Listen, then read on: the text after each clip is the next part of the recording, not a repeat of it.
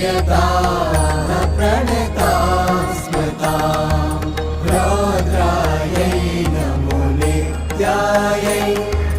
गौर्यै धात्रै नमो नमः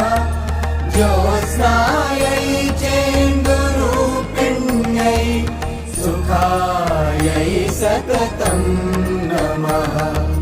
कल्याणे प्रणतां वृद्ध्यै सिद्ध्यै कुर्मो नमो नमः